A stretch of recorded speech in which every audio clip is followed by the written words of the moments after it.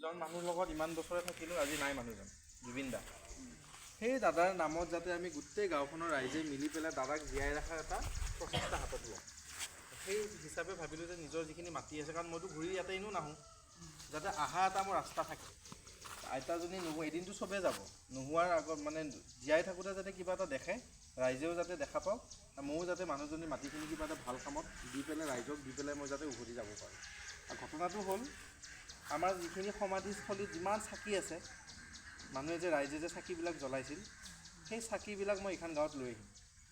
Already কথা পতা হৈ গ'ল, সেইটো বহুত ডাঙৰ কথা। কিন্তু সেই চাকিখিনি আনি পেলাই মই এটা মিউজিয়াম এটা বনাম। জুবিন দাৰ কাপোৰ, জুবিন গাৰ্গৰ জোতা, পিন্ধা টুপিটো, হাতত পিন্ধা ব্ৰেচলেট বা যিমানখিনিলৈকে পাৰোঁ সেইখিনি আনি পেলাই এনেকুৱা এটা মিউজিয়াম, যিখন মিউজিয়ামত বিদেশৰ মানুহ আহিব, অসমৰ মানুহ আহিব, বাহিৰৰ মানুহ আহি পেলাই যাতে আমাৰ গাঁওখনৰ এই মাজেৰে যাই পেলাই যাতে চায়।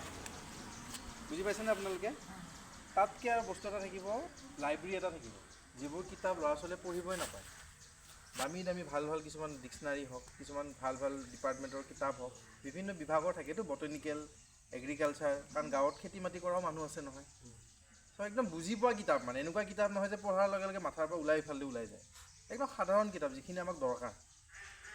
তাৰ উপৰি হ'বগৈ এটা পৰিৱেশ য'ত সাংস্কৃতিক ক্ষেত্ৰত ল'ৰা ছোৱালীখিনিক আমি বিনামূলীয়াকৈ শিকাব পাৰোঁ। বিনামূলীয়া ক্লাছেছবিলাক যাতে দিব পাৰোঁ। ঢোলটোৱে শিকক, নেগেৰাটোৱে শিকক, যিখিনি সময় মই পাৰোঁতো মই থাকিলে তেওঁলোকে যাতে যায় নিজে যাতে নাভাঙাকৈ বস্তুখিনি খুদুলি খুদুলি বজাই থাকিব পাৰে। সেনেকৈ আয়ত্ব কৰিব বস্তুখিনি। যেতিয়া আমি পৰিৱেশ এটা দিওঁ, ল'ৰা ছোৱালীখিনি সেনেকৈ বজাব। তাৰ উপৰি তাতে থাকিব আপোনাৰ যিমান দাদাৰ জন্মৰ পৰা মৃত্যুলৈকে যিখিনি ফটো, আমিতো জীৱিত ৰূপত মানুহটোক নাই পোৱা, এটা চুকৰ পৰা এটা চুকলৈকে যাতে গোটেই বাল্যকালৰ সেই স্মৃতিৰ পৰা যৌৱন, কৈশোৰ, গোটেই যাতে যুগ তেওঁলোকৰ, তেখেতৰ যাতে গোটেই জীৱন যাত্ৰাটো যাতে আমি ফটোৰূপে আমি সজীৱকৈ ৰাখিব পাৰোঁ। মানুহখিনি আহি পেলাই সেইবিলাক চাব। লাইব্ৰেৰীটো হ'ল, আৰ্ট গেলাৰীটো হ'ল, আৰু যিবোৰে ছবি আঁকে, জুবিন দাৰ নামত যি ছবি বিচাৰিছে আঁকিবৰ কাৰণে অসমৰ বিভিন্ন জেগাৰ পৰা এই আৰ্টিষ্টখিনি, শিল্পীখিনিয়ে ইয়াতে ছবি আঁকি পেলাই পঠিয়াই দিব। সেইখিনি এখন মিউজিয়াম হিচাপে থাকিব।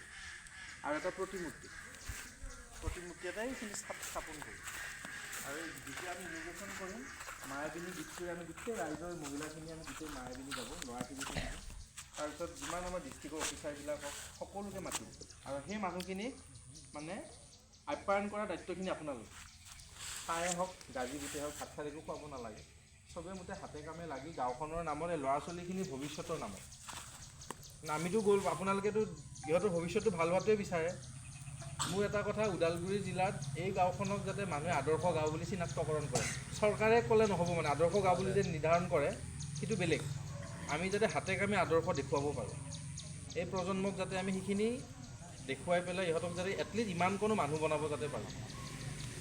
বুজি পালেনে? ত' এইটো এটা মোৰ সপোন দেই, এইটো মোৰ, আৰু সেই সপোনটো বাস্তৱ আপোনালোকে কৰিব লাগে।